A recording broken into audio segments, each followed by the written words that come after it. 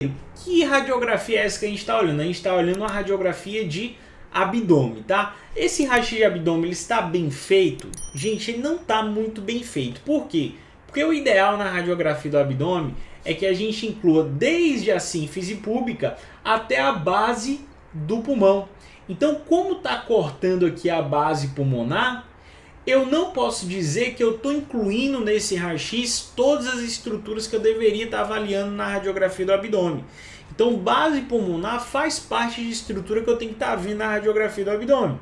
Então, se não incluiu, não está tecnicamente adequado. Eventualmente, o paciente é grande demais e aí o que é preciso ser feito? Faz uma imagem mais pegando a sínfise púbica e outra pegando até base pulmonar e aí você meio que avalia as duas e beleza, mas assim, tecnicamente a radiografia do abdômen deve incluir desde a base do pulmão até a sínfise. E olha só, acabou cortando um pouco essas alças intestinais mesmo, né?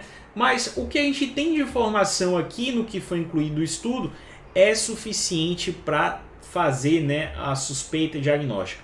Então o paciente com síndrome obstrutiva está com dor de distensão abdominal há 3 dias. E olha o que a gente está vendo nessa radiografia, gente. A gente está vendo distensão de alças intestinais, que a gente consegue perceber que são alças do intestino grosso. Como é que a gente percebe isso? Olha, se você reparar, o intestino grosso ele possui austrações, essas reentrâncias que não vão até o outro lado da alça, tá? Então, quando eu vejo um intestino, uma alça intestinal dilatada, que tem austrações como essas aqui, ó, eu sei que eu estou diante do intestino grosso. Se fosse intestino delgado, teríamos pregas coniventes, que se estenderiam de um lado até o outro lado da alça. Então, o intestino grosso, porque tem austração, e também pela localização, galera. O intestino grosso ele tende a ocupar uma disposição periférica na moldura, no raio-x de abdômen, porque ele funciona como meio que uma moldura sobre as alças do delgado. A disposição dele é sempre mais periférica, beleza?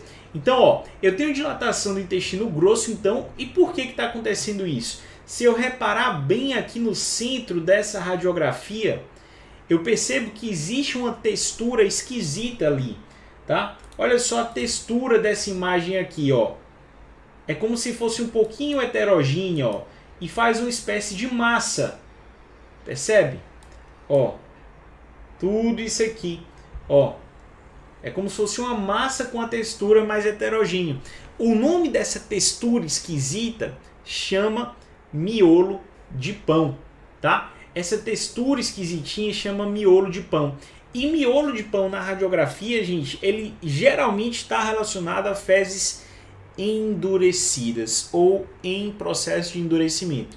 Enquanto quando a gente encontra na radiografia algo que parece uma massa e tem aspecto em miolo de pão, ou seja, fezes endurecidas, o que a gente vai pensar? A gente vai pensar em fecaloma. Então olha aí a imagem com aspecto em miolo de pão, ocupando toda essa região com marcação e sem marcação, para vocês identificarem a área afetada. E perceba que eu sei que de fato é um fecaloma e não uma simples fezes em endurecimento ali. Ou seja, eu sei que essa massa está tendo efeito obstrutivo justamente por causa da dilatação das alças intestinais a montante. Então, se o fecaloma é uma obstrução distal ali do reto ou reto sigmoide, que não deixa passar nada, né, uma síndrome obstrutiva, ele obstrui mesmo, o que vai acontecer com o intestino grosso a montante? Ele vai dilatar e a gente consegue enxergar essa dilatação na radiografia. Então, ó, como vocês estão vendo aqui, ó, com e sem a marcação. Então, se eu vejo dilatação de alças do intestino grosso e uma massa ali na pelve com aspecto em miolo de pão, o que eu tenho que pensar? Tenho que pensar em fecaloma. Junto que esse paciente é um paciente com história de síndrome obstrutiva e é a cereja em cima do bolo que a gente precisa para fazer o diagnóstico. Beleza?